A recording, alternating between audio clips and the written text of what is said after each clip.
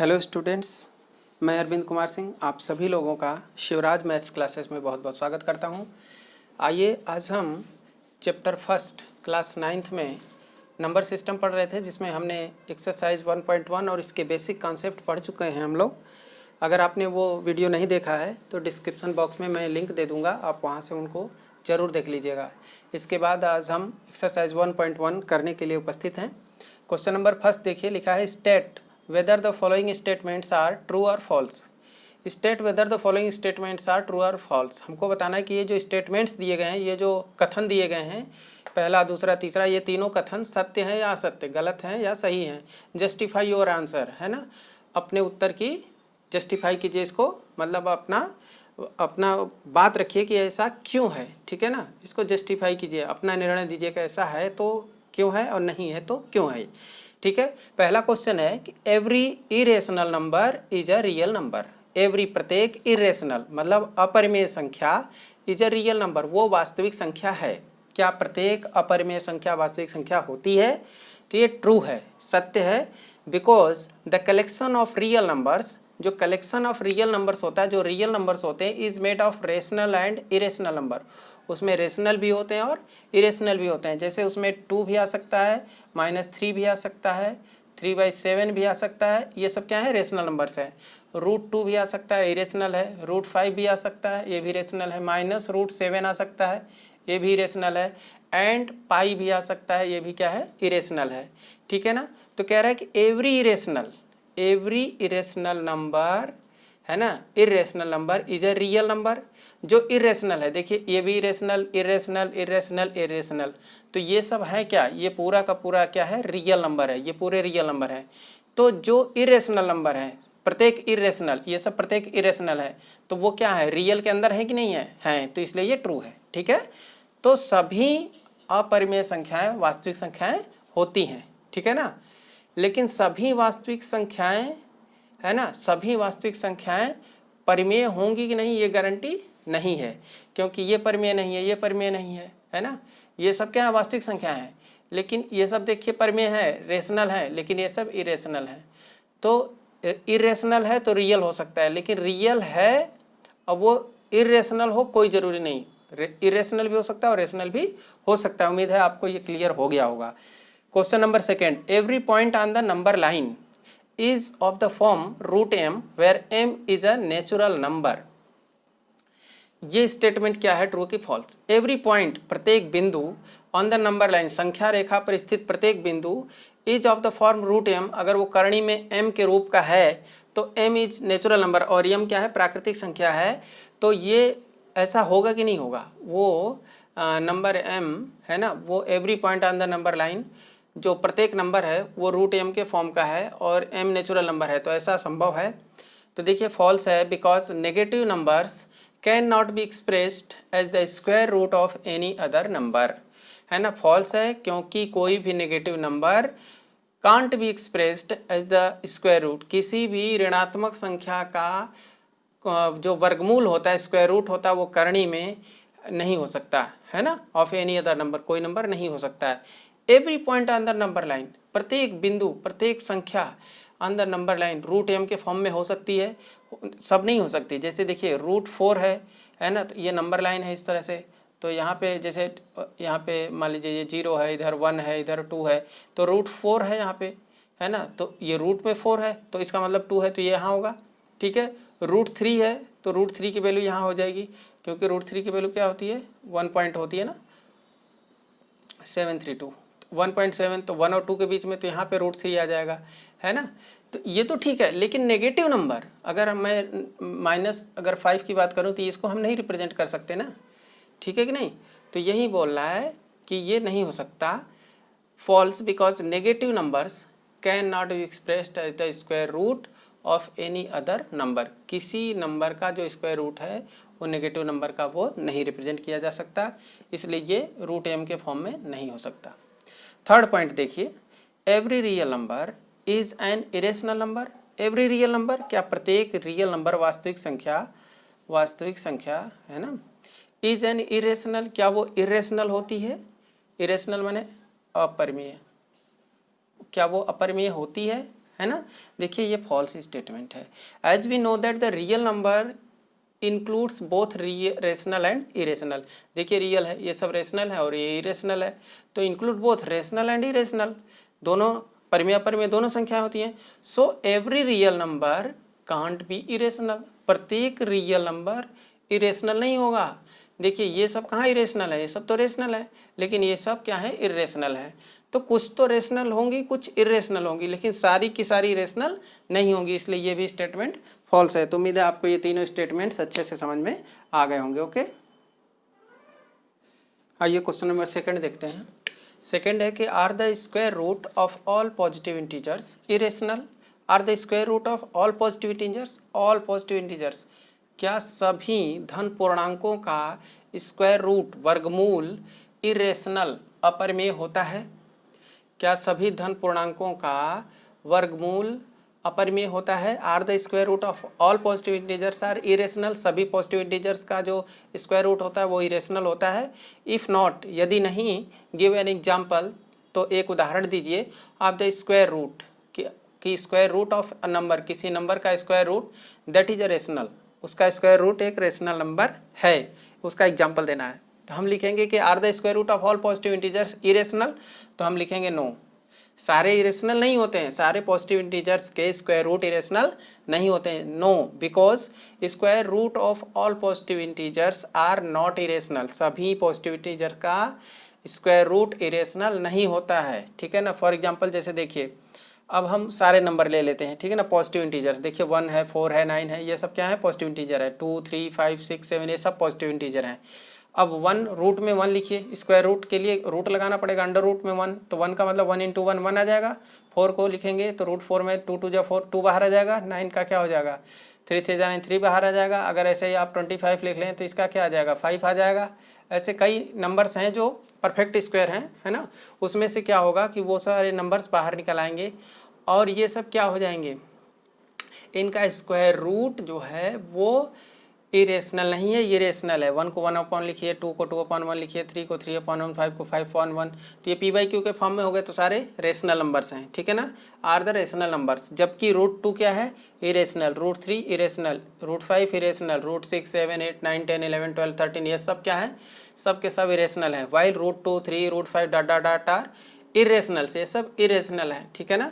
तो आपको एग्जांपल देना था कि जो रेशनल हो, तो आप ये एग्जांपल में लिख सकते हैं, ये और ये, ऐसे कोई भी लिख सकते हैं। 25 है, 49 भी आप लिख सकते हैं, है ना, 7 7 जा 49, तो 7 आ जाएगा। 7 को 7/1 लिख सकते हैं। तो रूट में 49 है ना, तो 49 का स्क्वायर रूट जो है वो रेशनल आ रहा है, ना कि इरेशनल आ रहा है। तो वो बोल रहा है कि ऑल पॉजिटिव इंटीजर्स, सभी पॉजिटिव इंटीजर का जो स्क्वायर रूट होता है वो इरेशनल होता है, तो ऐसा नहीं है। क्लियर? तो आपको उम्मीद है ये भी क्वेश्चन अच्छे से समझ में आ गया होगा, ठीक है। आइए क्वेश्चन नंबर 3 देखते हैं। क्वेश्चन नंबर 3 है, so how root 5 can be represented on the number line. करणी में 5 को संख्या रेखा पे कैसे प्रदर्शित किया जाएगा, ठीक है ना, ये हमको दिखाना है। तो कैसे करेंगे सॉल्यूशन, ध्यान से समझिए जरा इसको आपको, है ना, पटरी प्रकार की सहायता से रूलर और कंपास चाहिए, उससे आपको ये बनाना पड़ेगा, ठीक है ना, पेंसिल से। सॉल्यूशन देखिए, first of all we draw a number line and take a point O and A। पहले एक नंबर लाइन ड्रॉ कर लेंगे और उस पर 2 पॉइंट लेंगे, O और A, ठीक है ना, O और A 2 पॉइंट ले लिया।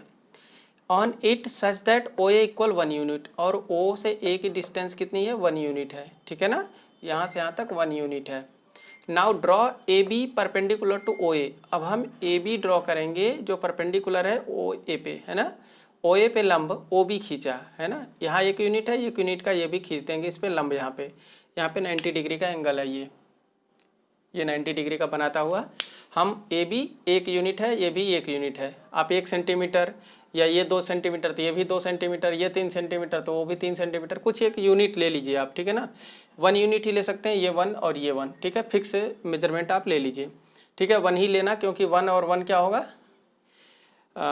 1 और 1, यहाँ पाइथागोरस प्रमेय जो होता है ना, पाइथागोरस थ्योरम, उसके अकॉर्डिंग क्या होगा, ये बेस हो जाएगा, ये परपेंडिकुलर और ये हाइपोटेनियस होगा, तो base square plus perpendicular square होता है हाइपोटेनियस स्क्वायर, तो 1 स्क्वायर कितने हो गए, 1 का स्क्वायर 1, 1 का स्क्वायर 1, 1 1 2 हो गए, तो ये √2 आ जाएगा, ठीक है ना। तो इस तरह से हमको करना है। अब AB equal 1 unit, A B क्या हो गया 1 यूनिट।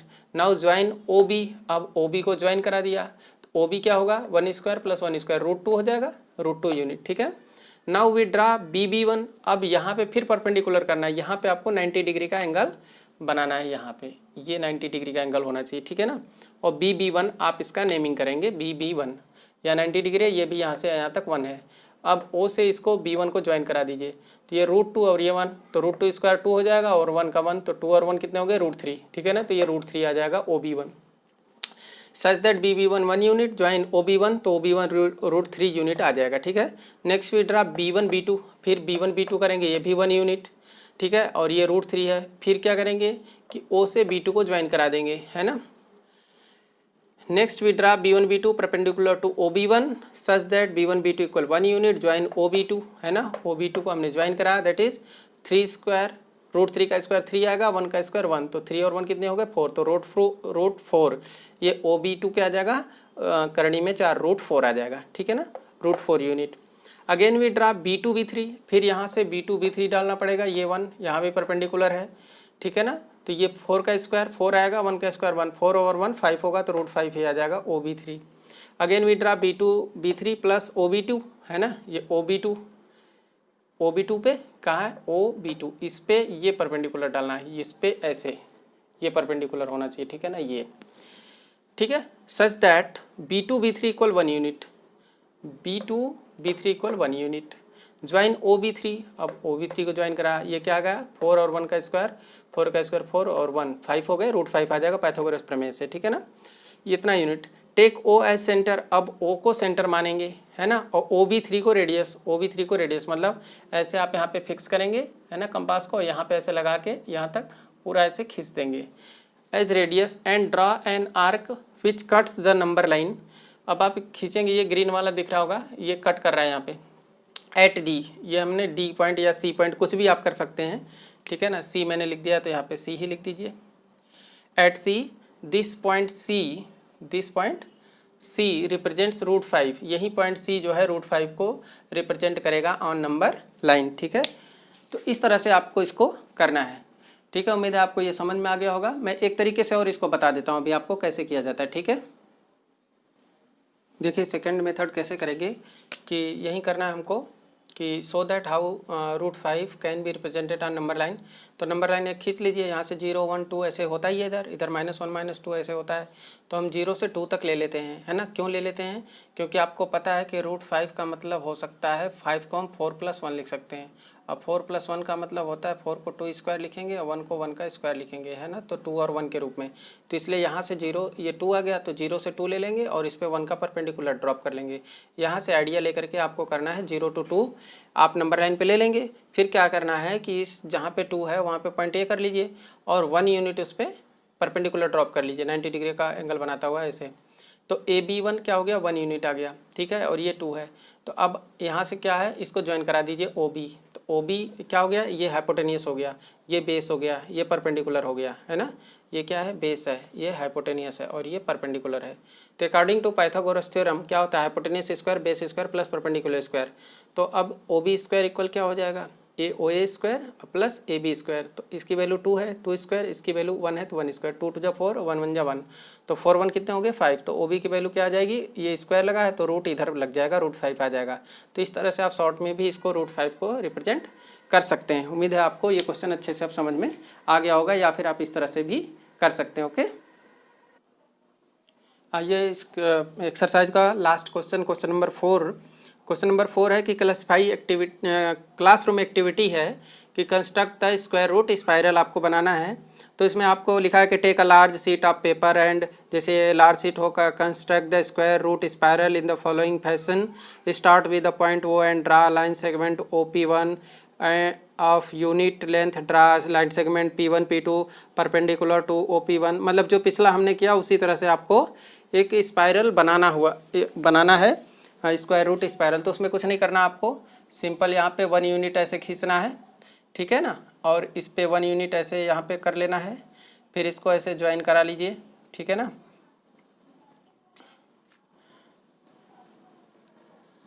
इस तरह से ऐसे ज्वाइन करा लीजिए, ये आपका √2 हो जाएगा। ये 1 लेंथ है, इसको √1 भी कह सकते हैं आप। अब यहाँ पे परपेंडिकुलर है तो अब इस पे फिर परपेंडिकुलर यहाँ पे खींचना है 1 यूनिट का। तो ये 2 और 1 कितने हो जाएंगे 3 है ना, तो ये √3 आ जाएगा। फिर इस पे आप परपेंडिकुलर खींचिए 1 यूनिट का, तो 3 और 1 कितने हो जाएंगे ऐसे, ये √4 हो जाएगा, ठीक है ना। इस पे फिर परपेंडिकुलर खींचिए 1 का, तो 4 और 1 कितने हो जाएंगे, ये √5 हो जाएगा, ठीक है ना। फिर परपेंडिकुलर बनाइए, फिर इसको यहाँ से ऐसे मिलाइए, ये √6 हो जाएगा। फिर इस पे परपेंडिकुलर खींचिए, फिर इसको ज्वाइन कराइए, तो ये √7 हो जाएगा। फिर इस पे परपेंडिकुलर खींचिए, फिर यहाँ से ज्वाइन कराइए, ये √8 हो जाएगा। तो इस तरह से आपको बड़ी सी शीट ले करके उस पर इस तरह से स्पायरल को बनाना है, ठीक है ना। ऐसे पूरा बना लेना है आपको, ठीक है ना, और कुछ नहीं करना है। ये क्वेश्चन आपके एग्जाम में नहीं पूछा जाएगा, अभी जो हमने कराया ना 3rd क्वेश्चन वही इंपॉर्टेंट है, उस तरह क्वेश्चन आ सकते हैं, ठीक है। और इस तरह से आप इसको समझ लीजिए, कर लीजिए। और लास्ट में लाइक कीजिएगा, सब्सक्राइब कीजिए। बहुत बहुत धन्यवाद। Thanks for watching.